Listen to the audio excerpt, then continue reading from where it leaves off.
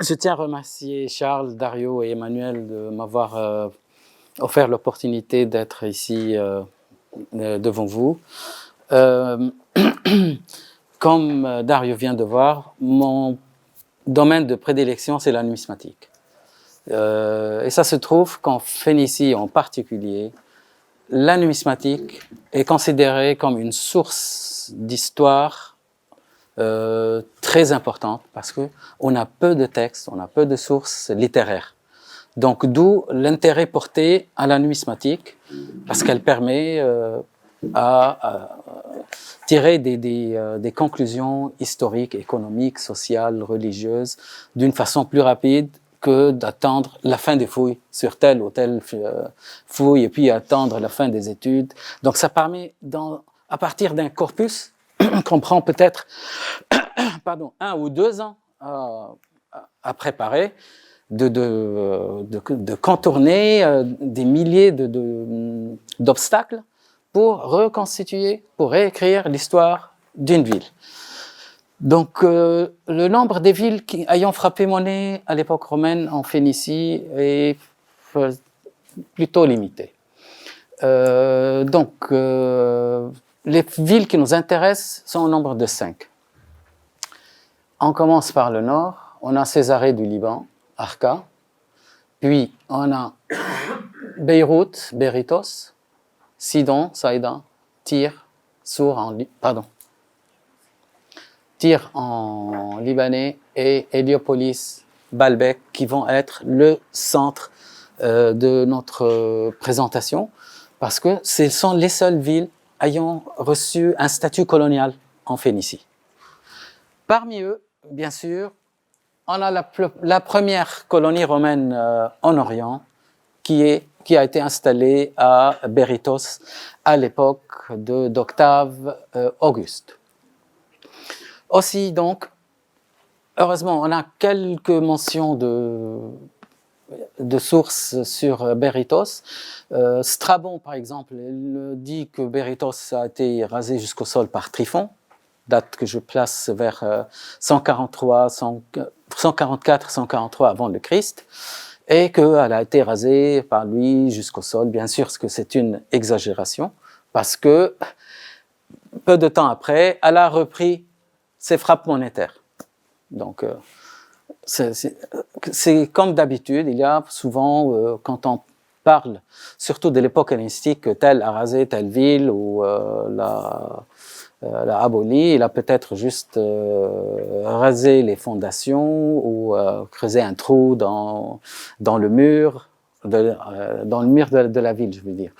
Donc, et puis, il dit que Marcus Agrippa est venu, qui est le gendre d'Auguste, et qui a installé 2 légions là-bas, et que il a étendu le territoire de la ville, de la colonie, jusqu'aux sources de l'Oronte. Donc on a Berytos ici, et les sources de l'Oronte, c'est là, c'est cette partie-là. Donc ça englobe Baalbek, Héliopolis.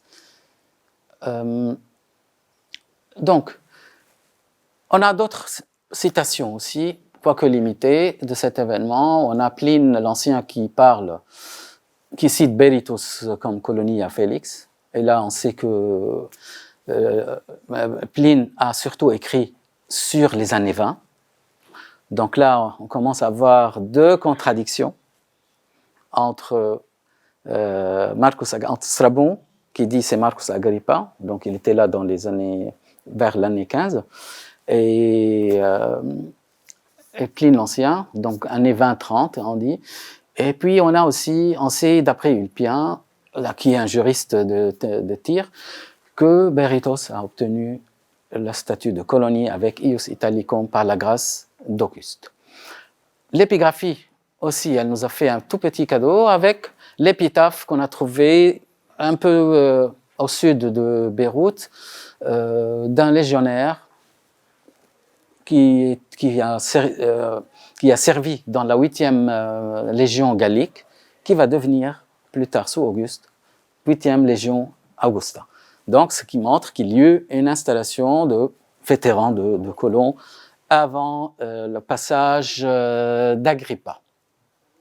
Donc ceci a poussé Moterd, par exemple Hérodase, a déjà proposé la présence ou l'installation des premiers colons à Berytos avant 27, donc avant la réception du titre d'Auguste par Octave. Et c'est ce que les monnaies que j'ai étudiées ont montré, surtout celle-là, cette série-là. Donc on reconnaît le type de l'atelier de Berytos, le dauphin autour du trident, avec la tête d'Octave qui ressemble à son type très connu le type dit d'Actium. Donc sa façon de se présenter, les cheveux, les mèches et tout, donc iconographiquement et avec d'autres arguments, je ne vais pas me retarder là-dessus, montre que ces monnaies ont été frappées, en plus en latin, pour un public qui lit le latin, avant 27, avant le Christ, alors qu'en même temps, on avait des grécophones à Berytos. Ok? Donc on avait une double communauté, et ça vient à l'encontre de la conception générale que quand les Romains installaient une colonie dans une ville, ils chassaient les locaux, ils abolissaient la cité grecque avec ses institutions et installaient leurs propres institutions. Okay? Donc la date de cette première installation ne peut qu'être que le passage de M.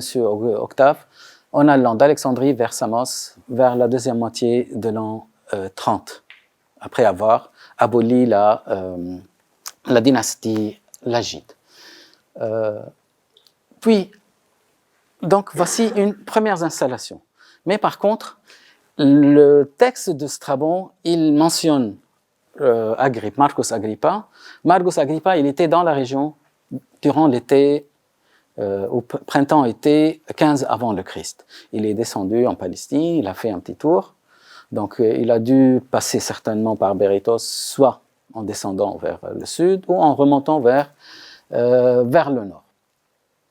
Ok, donc la date, elle n'est pas très controversée, ça tourne autour de 14 avant le Christ, 15, 16, mais bien sûr, si on suit l'itinéraire de Marcus Agrippa, ça ne peut qu'être la deuxième moitié de l'an 15 avant le Christ. Donc, et là, vous avez devant vous des pièces de M. Auguste, ici d'abord en haut, qui montre une scène de fondation. Elle était émise directement en 15. Et puis, on a les numéros d'ordre des deux légions, la 5e Macedonica et la 8e Augusta. Bon, le nom complet de la légion, on la retrouvera à Baalbek. Voilà, ici, là-bas, chez Philippe II. Donc, on a 8 Og, Leg, 5 Macède. Donc, c'est a priori, ça dépasse notre cadre, mais elle a été émise en 244, donc 50 ans pile poil, après la séparation, l'indépendance d'Héliopolis, de Baalbek, de Beyrouth. Donc, c'est comme si c'est une célébration du cinquantenaire de l'indépendance. Donc, pour quelles raisons? Et c'est le but de la présentation, c'est de comparer les différentes raisons d'installation des colons ou de l'octroi du statut de colonie. Donc, il y en a qui ont parlé de prospérité de Berytos.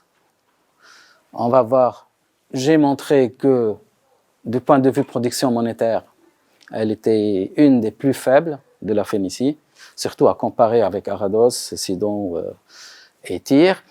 Raison culturelle, rapport avec les Romains, que ce soit à Délos ou à Pouzol, bon, on peut l'accepter, mais aussi une prétendue révolte contre Cléopâtre VII, qui n'est pas vraie. En plus, elle est fondée sur des mauvaises pièces qui ne sont pas frappées à Beyrouth. Syrique les a transférées à Calcis. Valeur stratégique, bon, ça peut aller parce que, comme on peut voir ici, le territoire passe à travers la Bekaa et sépare les deux chaînes de montagnes, le mont Liban et l'anti-Liban. Et on sait que ces régions étaient infestées de brigands ituréens qui attaquaient les gens dans la plaine ou même les villes de la côte. Donc ça pourrait toujours être possible, ça.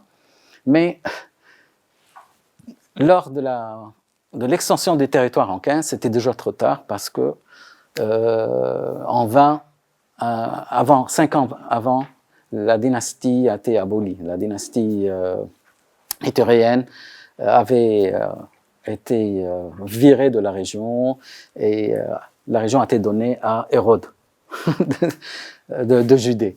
Donc aussi, ça peut aller toujours, on peut le retenir, mais ce n'est pas la raison principale.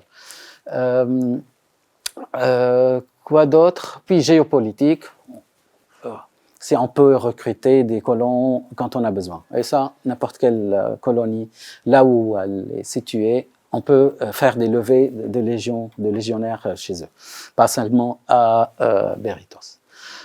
Donc, aussi, on a des doutes ont été déjà soulevés par Salem et Sarkis en 1994, qui dit mais pourquoi Auguste n'a pas choisi une ville beaucoup plus importante que Berytos, Tyr, Sidon par exemple, Byblos. Est-ce qu'à l'époque il a pensé que si on va ramener les deux légions avec les extras, les familles, les esclaves et tout, peut-être ça allait congestionner la ville et provoquer des troubles sociaux. Il a pensé à ça, puis il a lancé l'idée, qui n'était pas fondée sur quoi que ce soit, que peut-être elle était d'une importance médiocre. Ce que, vraiment, mon étude de la production monétaire de Berytos pendant le 1er siècle avant le Christ a montré vraiment que Berytos, sa production monétaire, elle était parmi les plus faibles de la région. Donc, M. Octave, quand il a installé, il a dit, bon voilà, c'était une ville, je peux mettre mes colons ici, ce sont les premiers de la région, sans problème, et puis après, quand Marcus Agrippa est passé à la fin de la guerre civile, donc il y avait une deuxième grande vague de démobilisation, il a continué, il a installé la suite et étendu le territoire jusqu'à l'Europe. La situation ne va pas changer à Berytos durant tout le 1er siècle ou le 2e siècle. Il faut attendre la guerre civile qui est arrivée après la mort, ou suite à la mort de Commode. À un moment donné, on a eu 3 empereurs, Didius Sigillianus, Pesquinius Niger et Septime Sévère. Bon, ils vont s'éliminer les uns les autres. Puis après, on a Septime Sévère qui va devenir le seul maître de l'Empire en 194, suite à la bataille d'Issos, en Asie mineure. Okay? Mais la situation ne se limite pas à ça. Juste après Issos, les villes syro-phéniciennes ont commencé à prendre position par rapport à Niger ou à Septime Sévère, surtout en fonction des rivalités entre cités. Par exemple, on sait que Beyrouth et Tyr étaient rivales. À l'arrivée c'est d'après Hérodien, à l'arrivée des news, disons, de la nouvelle de la victoire de Septime Sévère à Issos, Tyr va directement l'acclamer. Berytos, elle fait le contraire, comme c'est toujours dans la politique actuellement dans la région. Hein. Ça n'a rien changé. Chaque région prend sa position en fonction de l'autre, contre celle-là ou contre celle-là. Donc, Beyrouth, elle va rester avec Niger. Donc Niger, il va envoyer des morts pour attaquer Tyr, l'incendier. L'Odyssée va acclamer Septime Sévère. Antioche, certainement, elle va rester avec Niger. C'est la capitale de la province. Mais à la fin, Septime Sévère, après sa victoire, il va adopter une nouvelle politique. Châtiller et donner des grâces. Tout ça dépend du statut, de la position prise par les villes. Concernant Berytos, ou Tyr plutôt, en 194, il la donne métropole, le titre de métropole, tout comme l'Odyssée. 4 ans plus tard, elles vont devenir des colonies avec Ios Italicum. On a non seulement des sources, mais on a des objets, des poids, et ces dates sont certaines. Pour Beyrouth, Berytos, elle va perdre, elle va être châtiée. Elle va se voir se détacher une partie de son territoire, qui est la Béka et Héliopolis. C'est là où elle va recevoir son indépendance. Et elle va garder la même titulature, Colonia Julia Augusta Felix, mais au lieu de Berytos, elle va mettre Héliopolis. Et bien sûr, ce sont les mêmes colons qui étaient installés il y a 200 ans. Maintenant, la date que je viens de vous dire, 194, elle a été beaucoup débattue. En regardant la liste, vous pouvez voir, tout est fondé sur le passage d'Ulpien, qui dit qu'elle doit son indépendance suite à la guerre civile par la grâce de Septime Sévère. Donc, la pléthora des auteurs se sont séparés. Il y en a qui disent que c'est juste avec Septime Sévère qu'elle est devenue autonome. D'autres qu'ils ont dit Auguste, Claude ou Adrien parfois. Tout ça en jouant sur l'interprétation du passage d'Ulpien. C'est vrai que le trait principal ou l'argumentation principale, c'est l'absence de monnayage d'Héliopolis avant Septime Sévère. Donc, les partisans de l'indépendance d'avant, ils disaient oui, elle était indépendante, mais elle n'avait pas le droit de monnayage. Ou elle n'a pas frappé monnaie parce qu'elle n'avait pas le Italicum qu'elle a eu à l'époque de Septime Sévère. C'est ça tournait autour de ça. Alors que l'Ius Italicum n'a jamais été une raison essentielle ou principale pour l'obtention du droit de frappe. Il y a beaucoup de villes qui n'ont jamais eu de statut colonial en Orient, qui ont frappé monnaie sans être une colonie déjà. Donc cet argument, il n'est pas bien fondé, surtout que le monnayage d'Héliopolis sous le Septime Sévère, il commence sous Septime Sévère, on a 5 émissions qui présentent un attachement très important à Septime Sévère, aux membres de sa famille et à ses exploits. Donc, on ne va pas perdre le temps pour tout énumérer, mais même l'apothéose de Septime Sévère, c'est l'unique attestation de la divinisation de Septime Sévère après sa mort, en moins dans la province syro-phénicienne palestinienne. C'est uniquement là-bas. Donc il y a un attachement à la personne de cet empereur, certainement dû à la grâce, à la gratitude envers l'octroi de l'indépendance d'Héliopolis. Donc il y a même 2 victoires, Ctésiphon et en Écosse aussi l'élévation de Geta au César, à l'Augusta, de Caracalla au l'Augusta, la concorde entre le César et l'Auguste Geta et Caracalla, le mariage de Caracalla avec Plotile. Donc il y a beaucoup de rapport à la personne de de la famille familiale.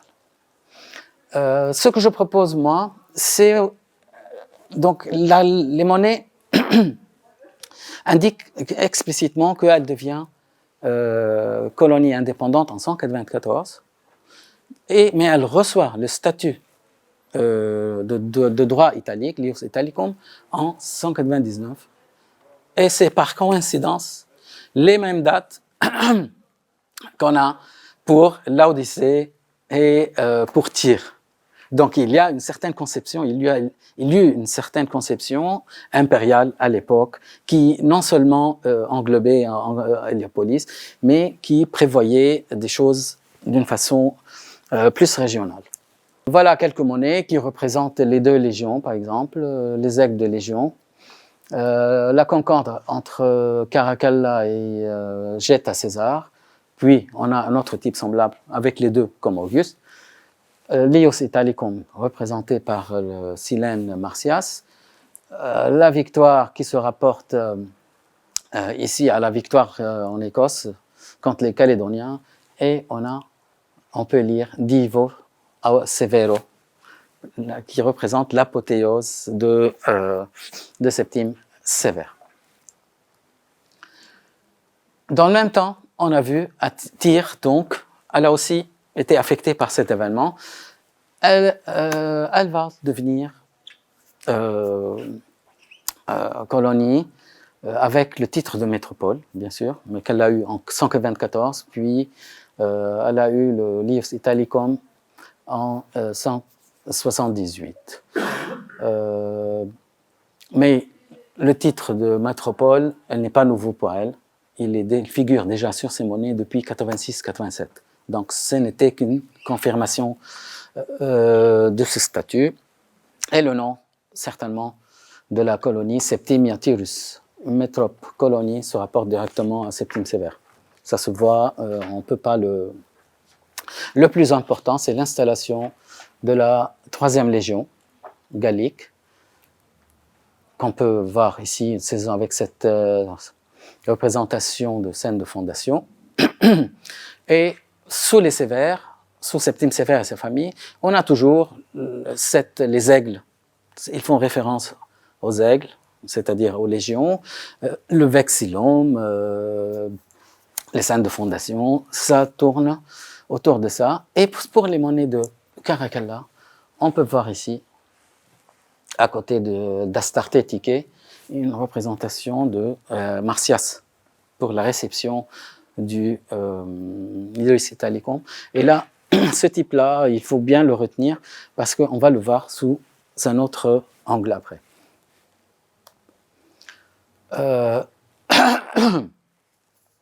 Il faut attendre, entre-temps, Sidon, elle avait déjà arrêté son monnayage depuis l'époque d'Adrien, en 118, 119 ou 117 dans 18, quelque chose comme ça. On sait qu'au début du règne de l'Agabal, il y eut une révolte qui a été instigée par Gellius Maximus, le légat de la 4e légion scythique, puis aussi Verus, le légat de la 3e légion gallique, dont les vétérans étaient installés comme on a vu, à Tyr. Donc, avec cette révolte, certainement, les colons qui sont à Tyr, les vétérans, se sont rejoints à leur chef, au chef de leur légion. Et bien sûr, on a un peu de sources sur comment ça s'est arrivé, mais on n'a rien qui mentionne Tyr directement. Donc, ce qui donne un peu plus de valeur à notre documentation numismatique pour retracer les événements. Et certainement, cette révolte était due à la grande débauche de l'Agabal que les légionnaires n'avaient pas accepté. Donc, c'était une des raisons pour même la 3e Gallica qui a aidé l'accession de l'Agabal. C'était la principale légion qui a participé à l'accession de l'Agabal à l'Empire. Donc, les détails, on ne les connaît pas. certaines cités ont été punies ou, bien sûr, récompensées en fonction de, comme d'habitude, de leur situation. Il y en a, comme résultat, on dit que certains auteurs plaident pour que la 3e Légion était détachée, démembrée et envoyée ailleurs, surtout en Afrique du Nord, et que, surtout, il précise que sous Alexandre Sévère Auguste, c'est-à-dire entre 22 et 235, cette légion revient en grâce, ce que les monnaies vont montrer différemment. C'est vrai, Alexandre Sévère, mais pendant son césarat. Il faut décaler de quelques années.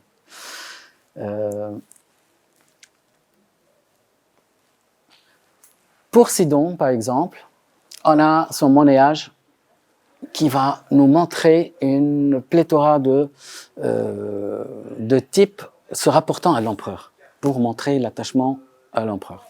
Donc d'abord, avant d'arriver à l'empereur, on a les aigles de 3 légions, ce qui montre que 3 légions ont été installées dans cette... Anconella Gallica, donc ce qui correspond à la punition, on a punitir, on a transféré un peu vers Sidon. Donc elle a dû prendre une petite partie. Bon, le plus important, les rapports avec le nom gallique, on peut le voir ici dans le vexillum en haut. Puis, donc on a une scène de fondation. On a un adventus impérial, celui de la Gabale, mais il n'a jamais été dans la région. On va voir, ça doit être en rapport avec l'adventus impérial à Rome.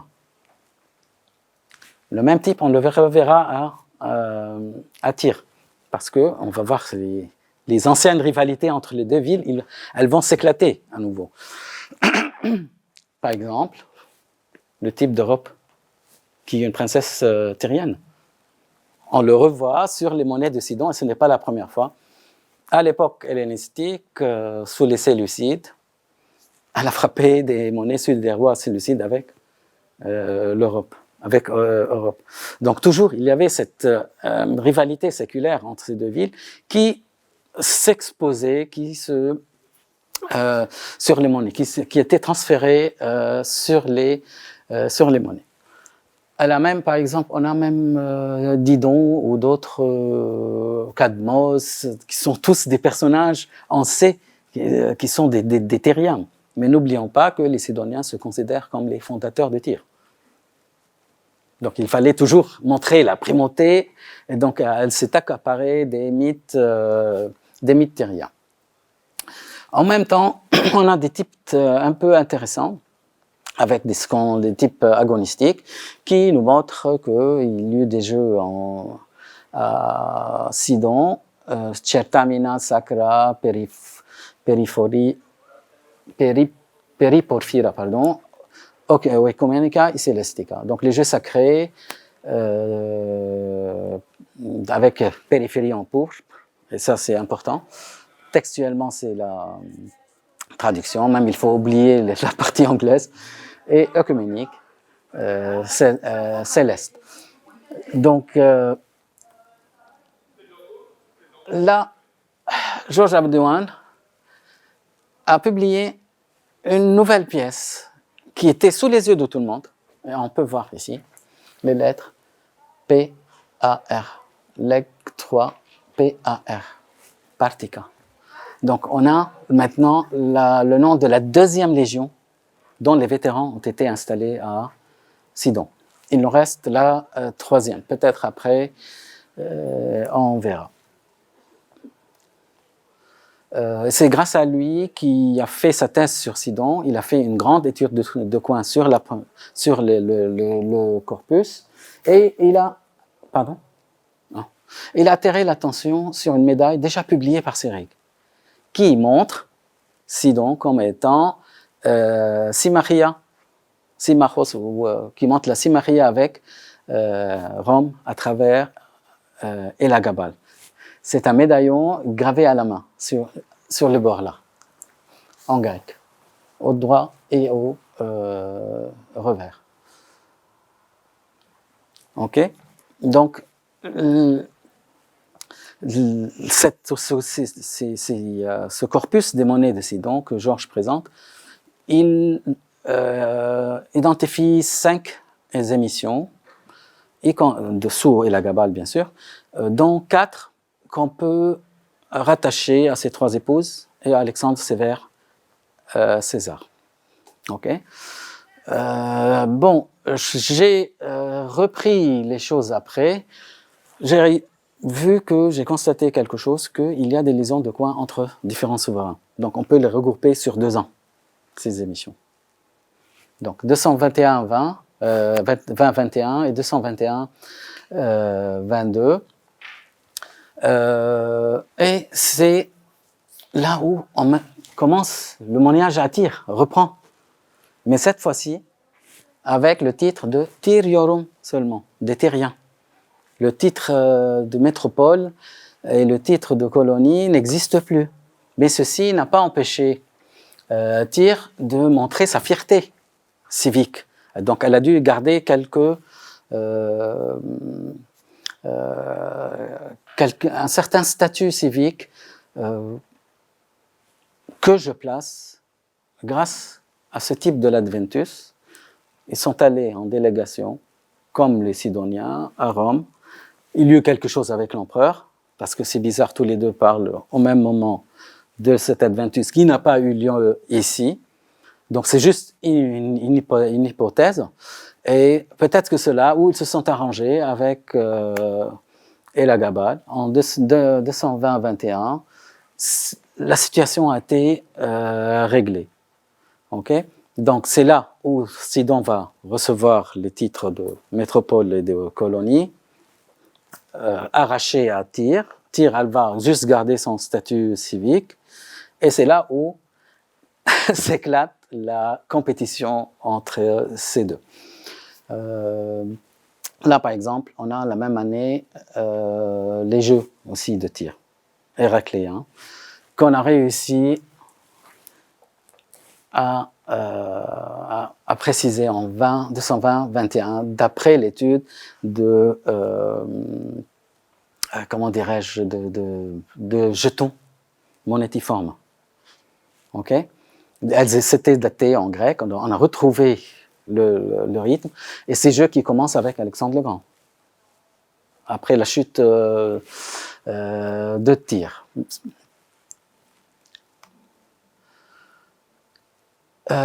Donc, comme je viens de dire, on n'a pas de source littéraire, il n'y a que les monnaies dont on dispose pour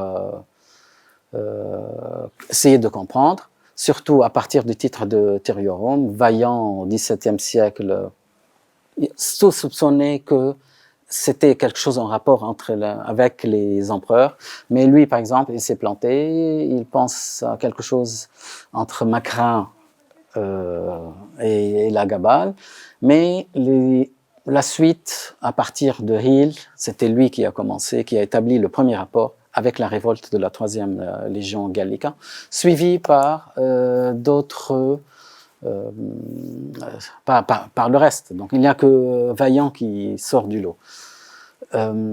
Certainement, comme on vient de voir, il n'y a eu pas d'émission ni en 218-14, 218-19, ni en 219-20, que ce soit à Sidon à Tyr. Donc juste après, à la fin de cette révolte, Elagabal est parti à Rome. Donc il fallait attendre un peu pour régler la situation. C'est pour cela que j'ai pensé peut-être qu'il y a eu des délégations des deux villes pour aller voir comment rétablir la situation.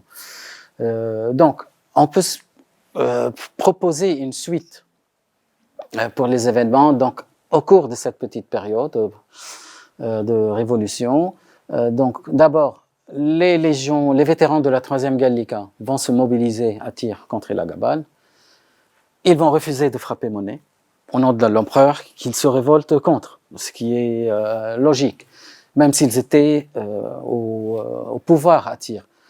Donc, suite à la guerre, ils vont être châtiés, Tyr avec, et juste après, continuation de suspension de monnayage à cause du châtiment. Donc il fallait attendre après 220 jusqu'à 220-21 pour que les choses changent. Ce qui fait qu'elle a perdu ses statuts de colonie et de métropole. Pire, tout ça au profit de son ennemi juré séculaire qui est Sidon. Voici quelques types qui montrent d'abord,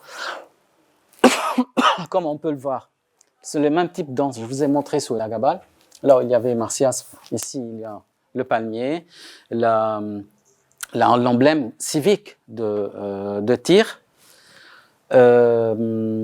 Et là-haut, on peut voir des sortes de rapports, des types qui se rapportent à l'amitié avec l'empereur. Donc, il commence à établir des liens avec l'empereur. On a les deux mains qui se serrent là-haut, toujours avec l'émission, avec le titre seulement Tyriorum. Ok? L'Adventus, qu'on a vu à Sidon, en même temps. Et puis ici, on a Diomède, dont on établit un rapport avec la diffusion de la paix. Donc, il tient le Palladium, le statut d'Athéna, qui a certainement se rapproche à l'époque romaine de Rome. Okay? Et ce qui montre une certaine volonté d'essayer de garder la paix avec l'empereur. Et a priori, ça va marcher après. D'autres, à la même émission aussi, on peut voir Tyriorum partout, éclatement des types en rapport avec des fondations tyriennes, mythiques. En haut, par exemple, on a les pierres ambrosiennes. On sait d'après le mythe que Tyr a été fondé sur 2 îles. Ok? Et ces deux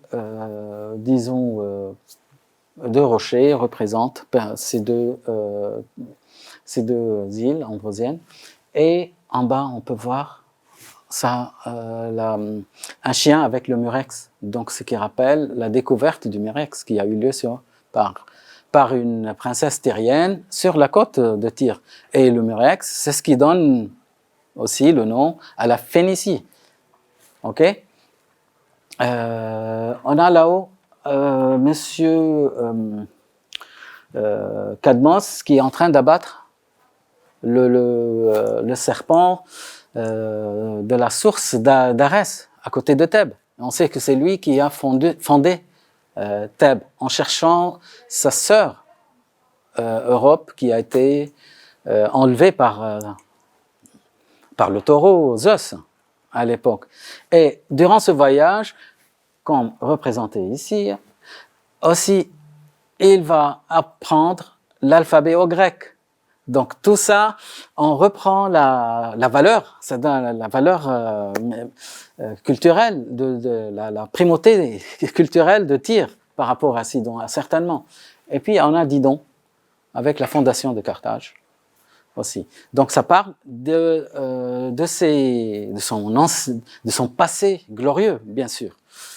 Et là, par exemple, on a une représentation d'une couronne agonistique qui représente les jeux sacrés de Tyr, célébrés malgré la punition, malgré tout, à Tyr en 220-221. La deuxième émission tyrienne sous Elagabal, on peut la déterminer grâce à Alexandre Sévère César. Là, toutes ces pièces représentent Alexandre Sévère comme César. Déjà, on peut voir l'inexistence du titre Augustus, premièrement. Et deuxièmement, toujours, la tête de l'empereur est non laurée, bareheaded. Okay? Ce qui correspond aux traditions de l'époque sévérienne, surtout que le César, il est jamais représenté portant une couronne. Ok? Et on peut voir, la légende, Kais. Toutes, elles s'arrêtent à Caesar. Et donc, il fallait rectifier l'idée conçue. C'est vrai, c'était comme j'ai dit tout à l'heure, le changement ou le retour de Tyr dans son statut colonial eut lieu sous Alexandre Sévère, mais quand il était César et non Auguste. Donc, ça décale d'1 an ou de 2, mais c'est déjà une précision de plus. Et surtout, on peut voir ici, 3e légion gallique. Donc c'est là où la légion gallique, la 3e, va revenir en grâce. Et toujours le type de Martias, dans la typologie, il va être dominant. Ce qui montre que Tyr a reçu à nouveau le statut colonial. Mais le statut de métropole, il faut attendre Alexandre Sévère, Auguste, pour le recevoir.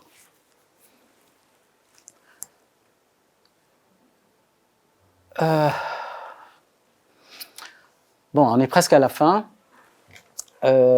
Ici, à droite, on a le monnayage de Sidon à l'époque d'Alexandre Sévère Auguste. On peut voir le titre de métropole en haut. On a les lettres MET. OK? Et en plus, on rajoute Pémic, métropole et colonie de Phénicie. Elle se donne une primauté sur toute la Phénicie. Tyr. Et là-bas, à Sidon, on a les jeux de nouveau sous Alexandre Sévère Auguste, mais on voit que le type de Porphyréon, c'est un peu difficile de le prononcer pour moi. Périperphone. Donc, il n'est pas là. Donc, a priori, il a été juste utilisé sous Elagabal, ce qui prouve, selon mon hypothèse, que c'était un titre donné à un certain moment donné, qui se rapporte avec l'extrémité, la bande violette sur les vêtements des politiciens romains. Et dans un de ces officiels présidait au jeu.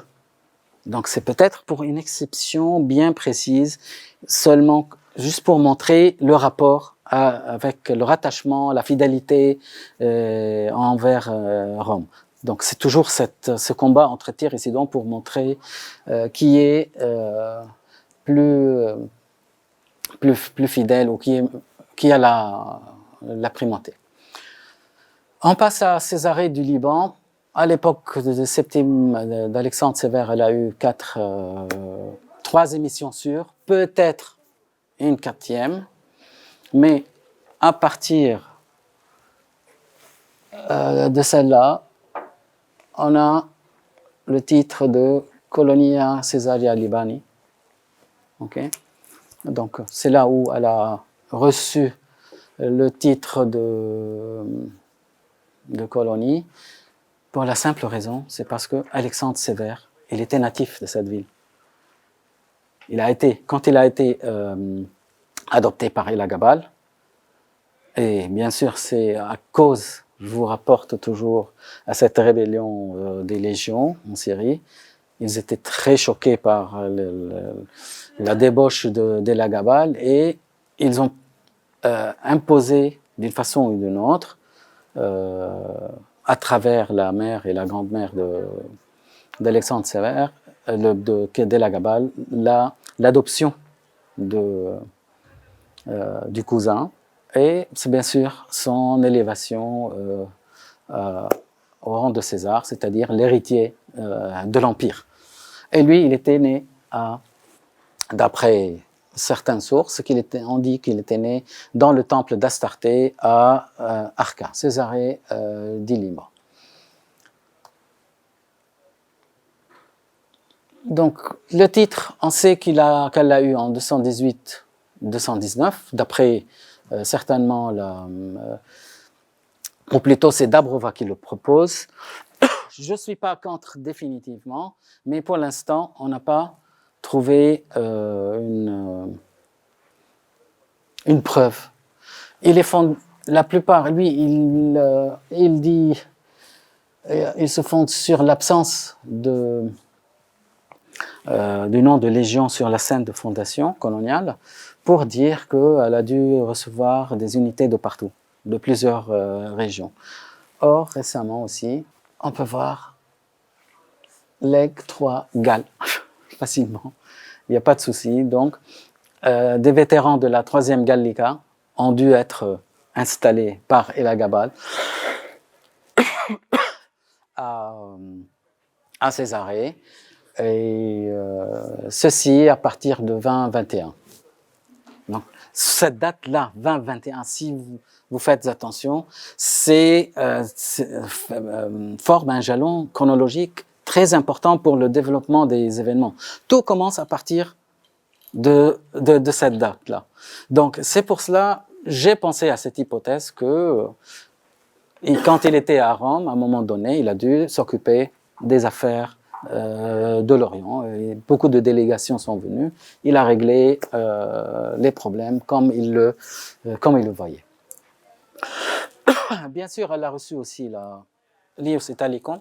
On a le type du Martias, qui n'est pas gratuit. Peut-être, je sais qu'il y a des gens qui n'acceptent pas le rapport entre la présence du Martias et la réception de Lius Italicum, mais dans les cas dont je dispose, donc que j'étudie plutôt en Phénicie, souvent on a ce type-là qui se concorde avec une citation par les sources de l'obtention de Lius Italicum.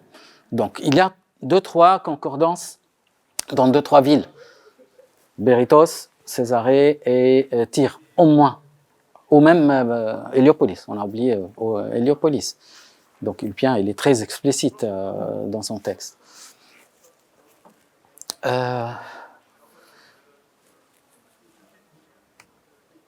Pour en finir, la conclusion.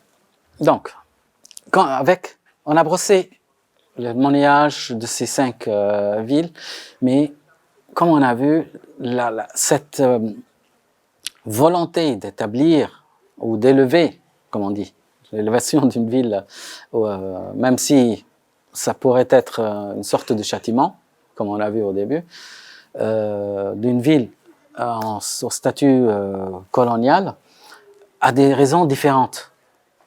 Berytos, par exemple, c'était une nécessité d'installer bien sûr des colons et surtout de contrôler une région. Ce n'était pas une punition de tir pour Berytos, ni même disons, récompense pour une situation ou participation particulière.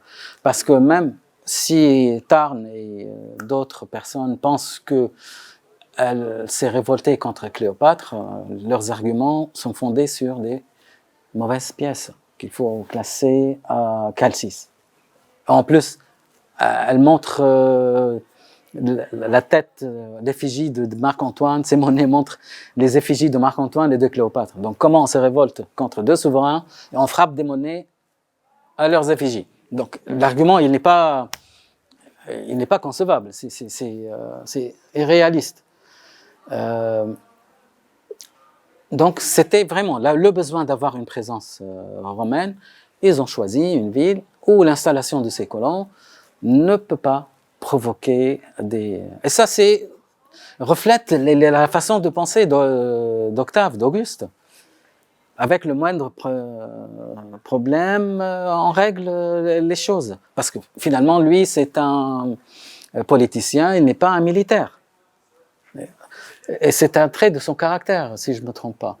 Donc toujours, il essaye de régler les choses, il pense stratégiquement avant d'agir militairement, disons, à travers d'autres. C'est pas un militaire. Pour Héliopolis, la deuxième, c'est normal, elle a profité de la position de Berytos, qui était pour Niger contre Septime Sévère. Ok? C'était une punition contre Beyrouth, mais pas. Héliopolis, on a profité, elle a vu un cadeau qui lui tombait du ciel comme ça. C'est pour ça on peut le voir dans son monnayage qui est tout le temps en train de, disons, brosser Septime Sévère dans le sens des poils, toujours. Tir, bien sûr, incident, là, c'est une question de châtiment et de tir surtout. Sidon aussi, c'était un cadeau. On ne sait pas si elle a été pour sa position. On n'a aucune source. Elle n'avait pas de monnayage au début de la Révolution. Donc on peut supposer que au moins elle a profité du châtiment de tir. Mais le pire pour tir, c'est que non seulement elle a perdu ces deux statuts de métropole et de colonie, mais c'est que sa rivale Sidon les a eus. Elle a été dépossédée pour donner à sa rivale. Donc ce châtiment infligé devait être tombé très très lourdement sur les terriens. Donc comme on peut le voir, il y a différentes raisons, mais tous sont souvent liés juste après, ont eu lieu après des, disons, il y a la guerre civile entre Marc-Antoine et Octave, puis après entre Niger et Septime Sévère, puis entre la Gabale et ses légions.